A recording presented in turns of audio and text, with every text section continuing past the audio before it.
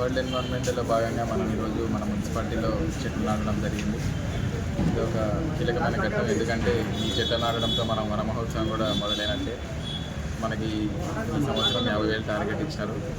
So ఆ 50,000 టార్గెట్ని reach అవడంతో పాటు మన మున్సిపాలిటీలో నాటిన చెట్లు ఇంకా మన మున్సిపల్ కౌన్సిల్ అయిపోయినాకనే కాదు, మన మున్సిపాలిటీ ఉన్న రోజులు కూడా ఈ మున్సిపల్ చెట్లు ఉండాలని, మన నాటిన గుర్తుండిపోవాలని కోరుకుంటున్నాం. Thank you.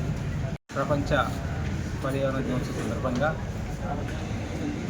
వేములవాడ మున్సిపల్ ఆవరణలో గౌరవ కమిషనర్ గారు, అదేవిధంగా మున్సిపల్ వైస్ చైర్మన్ గారు, కౌన్సిలర్ గారు, మేనేజర్ గారు, మరి మున్సిపల్ అధికారులు, సిబ్బందితో కలిసి ఈ యొక్క ప్రపంచ పర్యావరణ దినోత్సవం పాల్గొనడం, మరి ఈరోజు మొక్కలు కూడా నాటడం, మరి పర్యావరణాన్ని మనం ఎంత పెంపొందించుకుంటే రాబోయే తరాలకు, భవిష్యత్ తరాలకు కూడా మంచి సేవ చేసిన విధంగా మనం గుర్తింపు పొందుతాం.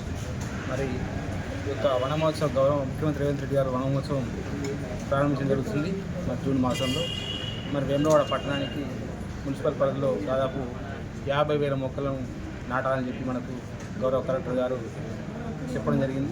మరి ఖచ్చితంగా ప్రతి ఒక్కరం భాగస్వాములై, అదేవిధంగా వేములవాడ పట్టణ ప్రజలు కూడా ఈ పర్యావరణ పర్వోత్సవం పాల్గొన్నారు. ఈరోజు కూడా చాలామంది.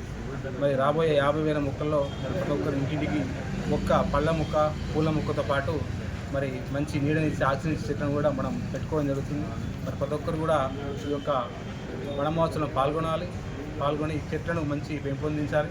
మరి పర్యావరణం అరికట్టే విధంగా మనందరూ భాగస్వామ్యం కోరుకుంటూ గౌరవ ముఖ్యమంత్రి రేవంత్ రెడ్డి గారు కూడా ఈ సంవత్సరం గొప్పగా ఈ వన మహోత్సవం ప్రారంభించుకోవడం, వేములవాడ సదస్సు సభ్యులు, ప్రభుత్వ వారసత్వ నాయకత్వం కూడా నియోజకవర్గంలో ఈ యొక్క వన మహోత్సవాన్ని అన్ని మండలాలతో పాటు మరి వేములవాడ పట్టణంలో వాళ్ళు కూడా పాల్గొనడం జరుగుతుంది.